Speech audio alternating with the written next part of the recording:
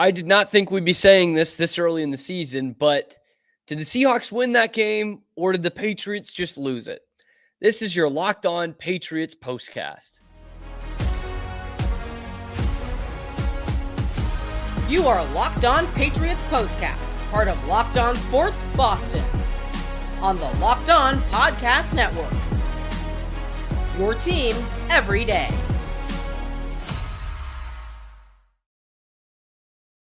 And welcome in, Pats fans, to another episode of the Locked On Patriots postcast, part of the Locked On Podcast Network, where it is your team every day. I am your host, Cam Stewart, and that one kind of stunk.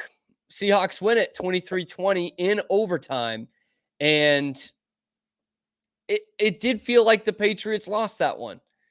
And again, like I said in the open, I didn't think that was going to be happening anytime in this season at all. I thought the Patriots were one of the worst teams in football, that it wasn't going to be a case of them letting one slip through their fingers, but I think they let this one slip through their fingers.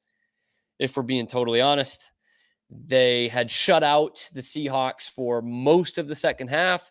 Seattle scores on their final real drive of the fourth quarter. They send this thing into overtime, and they win it after the Patriots fail to move the chains on their first possession after winning the toss in overtime.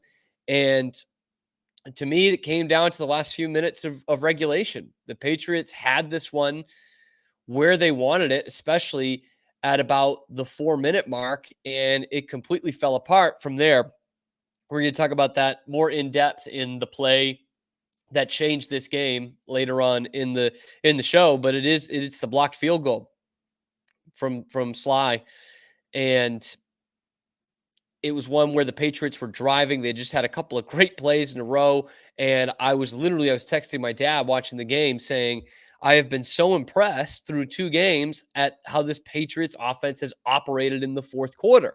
I didn't think they were going to operate well in any quarter this year, let alone the fourth quarter and trying to kill off a game. And it looked like they were doing it for the second time in as many weeks, killing the game off in the final quarter with their offense. They get it to a situation with 4 minutes left where they're going to kick a field goal.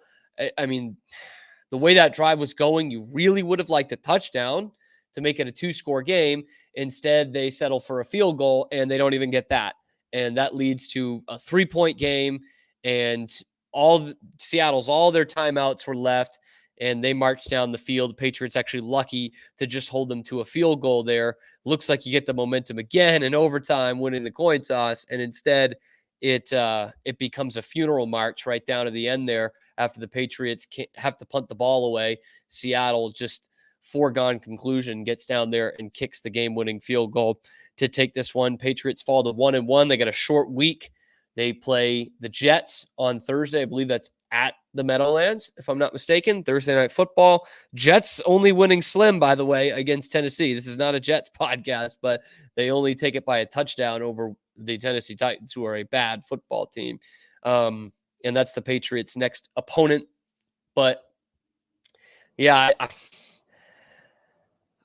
there was a lot of weird ebbs and flows in this game, I thought. I thought that in the first half, the Patriots defense did not look like as sharp as it had in week 1 against Cincinnati.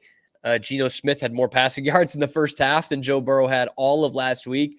And I think, honestly, what we're coming down to in this game is the importance of the wide receiver position in the NFL. Because I thought the Patriots outplayed Seattle most of this game. But the main difference to me is the Seahawks have NFL wide receivers. The Patriots do not. That wide receiver room, it was bad coming into this season. And even in a win in week 1, we were praising a lot of things that we might have gotten wrong about this Patriots team. The wide receiver room was not one of them. Was not one of those things where we were saying, oh, well, maybe we were wrong about that. Maybe this is good enough. It wasn't last week. It wasn't near good enough this week. Jalen Polk scores his first touchdown of his NFL career. Does that in the first quarter. And from that point until the final minute of the fourth quarter, the Patriots did not complete a pass to a wide receiver. How are you supposed to win any games in the NFL doing that? You can't. This is a prime example. because you played well enough to win. But you literally cannot run an offense that doesn't have any contributions from the wide receivers. You cannot do it. And try as they might, they could not do that today. I haven't minded the play calling from Alex Van Pelt through 2 games. In fact, I thought it was pretty good in week 1, especially like I mentioned in that fourth quarter. But it's just not creative enough, and you just don't have the personnel to win many football games. This looks like a team that is going to be in plenty of games, but not one that's obviously going to win plenty of games. And I was a little surprised at the setback at the wide receiver position that they absolutely could not get anyone open, because this is a decent enough Seattle defense. They're really known for their pass rush, which wasn't huge today, but they did blow up a couple of plays. But the difference to me is you look at Seattle and they have a Jag veteran QB. I know there's been a lot of nice things to be said about Geno Smith the last few years and making the Pro Bowl, but like, is he any different than Jacoby Brissett? Not really, guys. No, they're both Jag, retread, journeyman, NFL career backups. And Geno, the difference there is he has 3 legitimate wide receivers, 3 Pro Bowl wide receivers. He's got DK Metcalf, Jackson Smith-Njigba, and one of the most underrated wide receivers of the last decade in Tyler Lockett. And usually he's got Kenneth Walker in the backfield. Charbonnet's not a bad backup. In fact, we saw him have some big games last year. But that's the difference. They have an offense that's built around having a Jag quarterback. The Patriots have an offense that's built to barely tread water with the Jag quarterback. And both Smith-Njigba and DK Metcalf go over 100 yards receiving. And Tyler Lockett, only 2 catches for 15 yards, but they were 2 pretty big ones, I would say, right? I mean, including that one in overtime. But DK goes for 10 and 129. Jackson Smith-Njigba goes for 12 and 117. They both average more than 9 yards a catch on the day. Obviously, DK Metcalf has the long 56-yard touchdown in the first quarter. And Christian Gonzalez, just an okay game today. His numbers looked pretty good through 3 quarters, and DK caught a couple on him in the fourth. And there was one play that I believe it was in overtime that Gonzalez could have kept the man short of the first down, did not, because he went for a shoulder hit rather than the great form tackling that the Patriots had once again today. On that Metcalf touchdown, that was not Gonzalez's fault, I thought. It looked like they were supposed to be in zone coverage, and he had no safety help. That's the only reason DK Metcalf gets that open, because, Christian Gonzalez is not just letting him blow by him like that. That was zone coverage, and someone did not get the memo, and that's what led to the Seattle touchdown. But in the first half, it was Seattle going for touchdowns and the Patriots going for field goals. We'll talk a little bit about that coming up in this next segment of the Locked On Patriots postcast.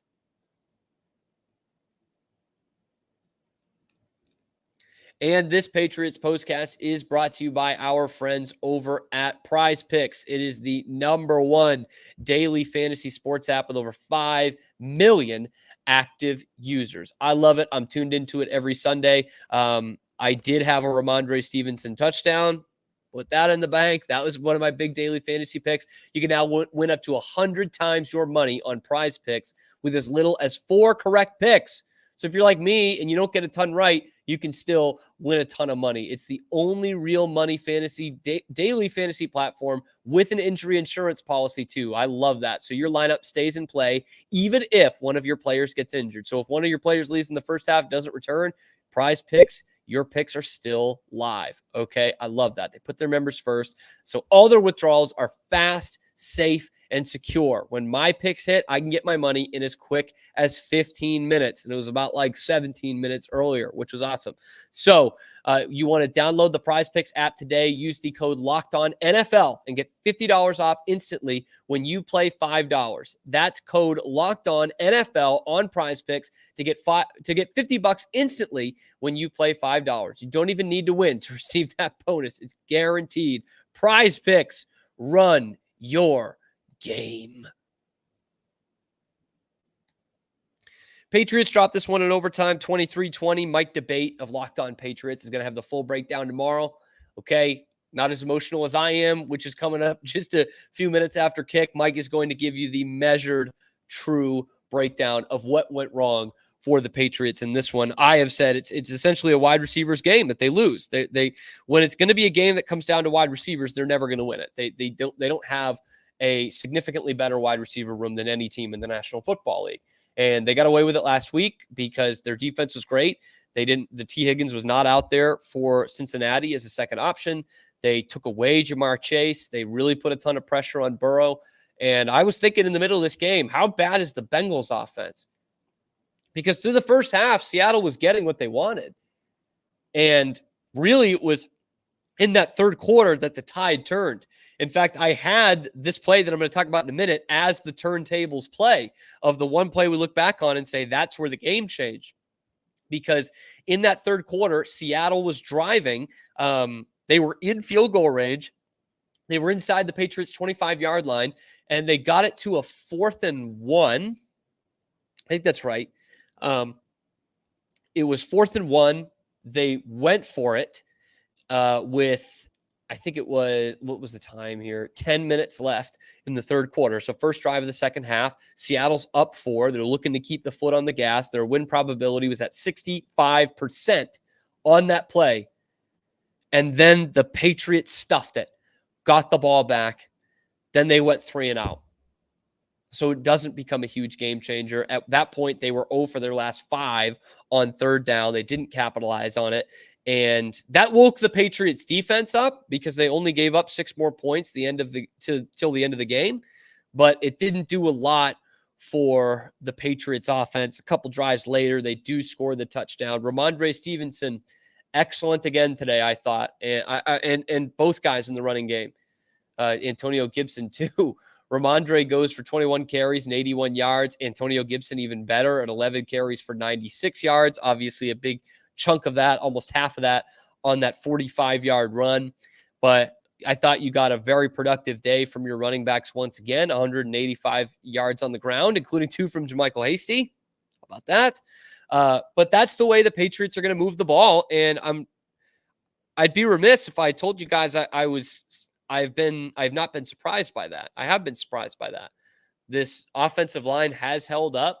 Vidarian Lowe gets injured in overtime, which is too bad. I didn't think I'd be saying that in week 2, but Vidarian Lowe has been pretty solid for them through 2 weeks. In fact, he's been good enough to make Chuks Okorafor just quit football. So Caden Wallace goes in at left tackle, and that proves to be a big move because on that third down in overtime, he gets called for an illegal formation call. That backs it up. It was a 3rd and 1 that backed them up to a 3rd and 6. And that to me screamed out classic Patriots of the last 2-3 seasons. That has been the classic, really post Brady at all, even the year they went to the playoffs. Just stupid mistake, rookie mistake. He's a kid who's playing out of position in week 2 of his NFL career, and he ends up getting called for it, and it makes it a 3rd and 1 to a 3rd and 6, which is it's not a place you can go when you don't have any wide receivers. And they tried to patch it up big time with Hunter Henry this game, which I'll talk about in a second, but you can't patch it up like that. 5 yards and a 3rd down is huge from 3rd and short to 3rd and intermediate when you don't have any wide receivers. I was surprised by the penalty, though, because Caden Wallace did line up as eligible a couple of times last week in week 1, but that becomes a game changer. Hunter Henry was absolutely the star of the passing game for the Patriots. Obviously, 8 receptions for 109 yards, 8 receptions on 12 targets. They tried to get him for a couple of bailout plays. That wasn't really his fault that he didn't come up with it. So that might be a little deceptive on an 80% target to catch rate, but he was terrific. I think he only had 1 catch in the second half, though. The Patriots really were not moving the ball through the air in that second half. the big drive for me was the touchdown drive that put them up 20-17, and they really kept the ball on the ground on that play. They used a lot of clock, used a lot of plays to get there, and that Ramondre Stevenson direct snap touchdown when they split Jacoby out wide. I really liked that. I liked that. Again, I've been impressed somewhat by Alex Van Pelt's play calling. I think they've been a little conservative, but hey, it's been working. It's been working. It's 36 points through 2 games. I didn't know if the Patriots were going to get to that, okay? And they've shortened the games, and they've really dominated on the ground. And I've been surprised by that. I won't lie to you. But yeah, Ramondre, that was his big drive. He had a big run to start that, and a couple of very physical runs where he's making guys miss, much like the end of the game last week. The thing with the Van Pelt offense, I was thinking about this in the third quarter, especially after you made that 4th down stop on Seattle. It's like I find myself thinking this a lot the last few years of this is the point in the game where things haven't been going well for the offense most of the day, but Brady and McDaniels could dial up a couple of plays here, a couple of big shot plays, a couple of sure things that could get first down yardage and really start to get you back into rhythm, almost as if you are sniffing blood in the water here. Tasting blood in the water, I guess. And they don't have that right now. And it's mainly because of the receiving room. But they don't have that. When you have a Jag quarterback and no receivers and barely better than Jag tight ends, you just don't have plays like that. You've seen the Patriots can sustain some offense with the run game that they have, but you can't kind of go in for the kill the way that they used to. And that's what, I mean, obviously we're getting extreme examples there. McDaniels and Brady are 2 of the best ever at what they do. But that to me was like, man, this game just beckons for it right now. Just beckons for it right now. We do have a comment here about that offense, about Mac Jones sucking with the Patriots. Happy that he's with the Jaguars. I'm highlighting this because I thought about this earlier in the game. When the Patriots were moving the ball and scoring in that first half, I was like, this is actually what the offense was supposed to look like in the early days of Mac Jones. And they kind of got away from it once they got outside of the McDaniels playbook. But they were hitting tight ends. They were establishing the run. They were more or less keeping ahead of the chains. They'd go to 3rd down a lot, but they were 3rd and short. And, Brissett was avoiding sacks. He was throwing the ball away. And I said, that's what the Mac Jones offense should have looked like. And it never really did, save for a month or two in that 2021 season. Where the Patriots were really rolling and got to the number 1 seed at one point at the beginning of December. But that's what I was seeing in this game that I was like, that's what it should have been. And it's better late than never, I guess, because I think there's a formula for you to win games in the NFL like this. But that team did have better receivers than this team does now, actually. 2021, I'm talking about. They did have Kendrick Bourne. Jacoby Myers was still on the team. The Patriots just don't have a guy they can go to on 3rd down or 2nd down or 1st down that you think is going to get open. I'm not sure Tyquan Thornton even dressed today. I don't think he got a target in the whole game. KJ Osborne got 1 target. It was in overtime. And then the other catches come from Jalen Polk. Again, 1 in the first quarter, 1 in the final minute of the 4th quarter. You just can't win like that. I thought the Patriots defense was good and physical today, not as good as it was last week. But they did absolutely turn it up in the second half. But it was in that second half, in that 3rd quarter, that the play sequence that sunk the ship for the Patriots happened. We got it. It's called the turntables. We're going to have that next on your Locked On Patriots postcast.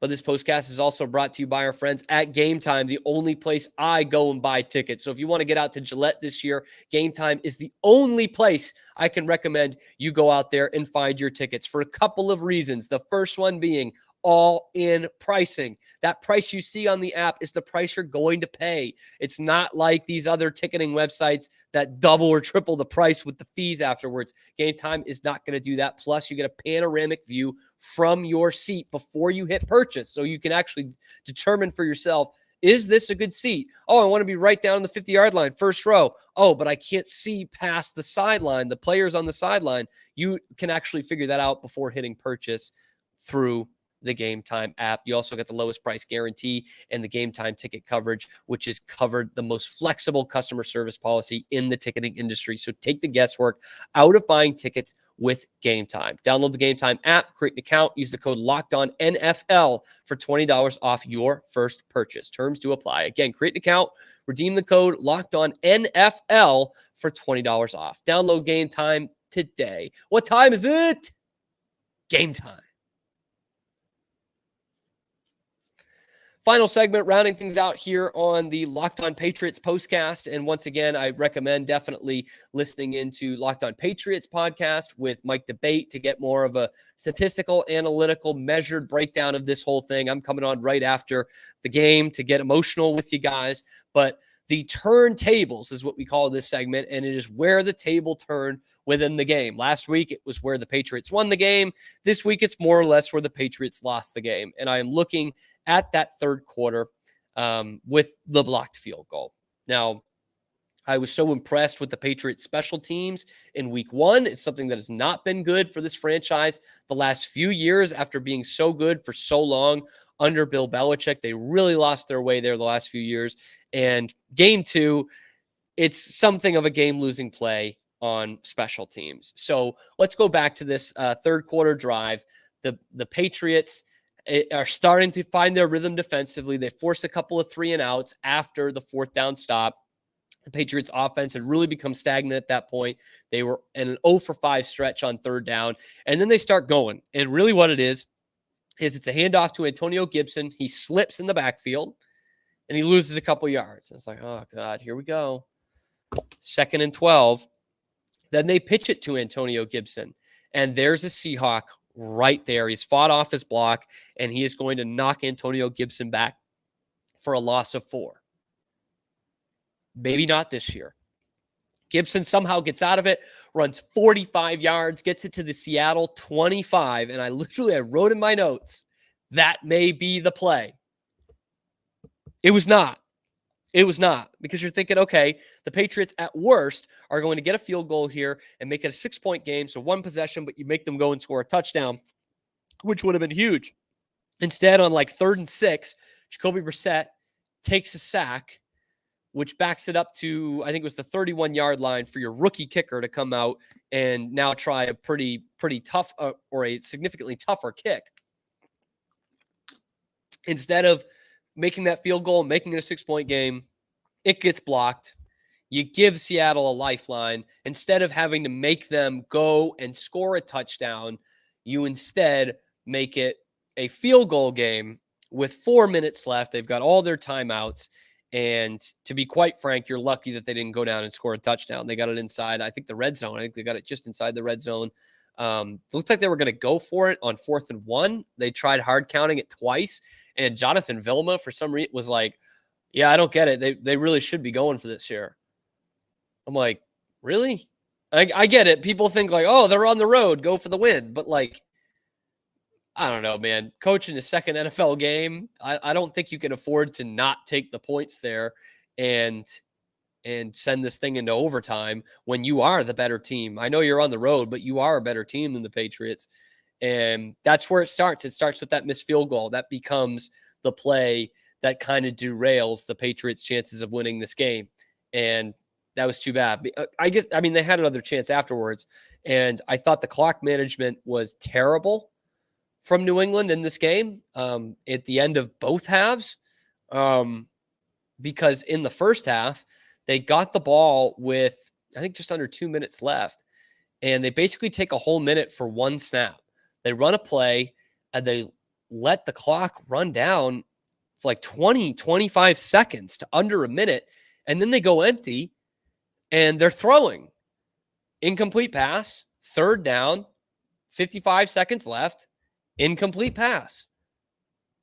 What was that? Now you got to give Seattle the ball again, and they get the ball to start the third quarter. And Seattle made them pay. They get the ball at midfield with 40 seconds left, all 3 timeouts. They go down and they kick a field goal. It's like, what are you trying to do? You looked like you were just trying to run out the clock, get into halftime when you probably should have been in a 2-minute drill, but that's not showing a ton of confidence in your quarterback and your offense. And instead, you did the worst of both worlds. You went in between, you gave them plenty of time. They come down, they kick a field goal, and lo and behold, you lose the game by 3 points. You mismanaged the clock at the end of the fourth quarter, and thankfully it did not come back to bite you, but you go a quick 3 and out instead of thinking, oh man, I'm going to cut my losses here and run the clock down for overtime. Instead, you end up having to punt the ball again, which like the last thing you want to do in that situation is throw a pick, I guess. But the second to last thing you want to do is give them the ball again. And their first play failed with like 25 seconds left. So they ended up running it into overtime. But that was piss poor clock management at the end of both halves for the Patriots. And those are the things they can't afford to have. Those are the things that have led to some terrible results the last 2 years. You've got a young team that is still trying to figure out how things are done in the NFL, but that's on the coaching staff and your veteran quarterback for not having a plan out there and leaving time on the clock for these guys, both at the end of both halves. I thought the Patriots have played very clean through 2 weeks. They have not had debilitating penalties. They had their first bad one today in overtime with Caden Wallace going from a 3rd and 1 to a 3rd and 6. But for the most part, they have not made the dumb mistakes that they have the last 2 years. They didn't jump off sides on 2 hard counts that would have given Seattle first downs. I think they would have done that last year. I do. But it's losing games in the margins. And that's what the Patriots did in this game. They lost the game in the margins. And that is much better than I think a lot of us expected going into the season. We thought they were going to just get pummeled every game, myself included. I didn't think there were going to be many times I'd be saying, wow, they really only lost this game in the margins, but they did. I asked myself why I'm so pissed off at the end of this game, because I thought going into the season, the Patriots would win like 2 games. And I was pissed off because I thought they threw this one away. But I still do take solace in the way they played today. They are clearly handicapped offensively. And it's not going to get much better until you start getting some NFL wide receivers. So I will start the Jamar Chase to New England propaganda campaign starting tomorrow on the Cam Show on Rogue Media Sports Network. Check that out. We'll have a full breakdown as well. After you listen to Mike Debate, come on and talk to me about that. But yeah, I felt pissed off because I thought they threw this game away, but they're not as boneheaded as they have been the last 2 years. The talent is not there yet, but they're not as boneheaded, which does make me think that Drake May can come in here and be the starter sooner rather than later, and that he can have a competent football team around him. His wide receivers might not be able to get open, but it looks like his offensive line can block, and they are not making stupid, boneheaded plays. And by the way, Brissett was okay today. Brissett was what he was. I mean, 150 yards passing, right? Touchdown pass, Jalen Polk. He was what he was. But the Patriots lost this game in the margins. And that's how I'm going to end this postcast today. Thank you guys so much for tuning in live and getting in the comment section. And for those of you listening afterwards, definitely get involved in the comment section as well. Let me know what you thought about this Patriots game today, whether the Seahawks won it or the Patriots lost it, and where the Patriots did lose this game. What aspect of the game was just not good enough? Can they correct that going forward? Can they correct that in a short week as they go on to take the New York Jets on Thursday Night Football, and we get to hear Al Michaels and Kirk Herbstreit absolutely hate each other for a couple hours, and then after that, you can tune right in here on YouTube Live, and then afterwards, wherever you get your podcasts for the Locked On Patriots postcast with me, Cam Stewart. I will see you then after Patriots Jets on Thursday. Thank you so much for making it your first listen today and every day and every game day for Locked On Patriots postcast and the Locked On Podcast Network. We'll see you Thursday night.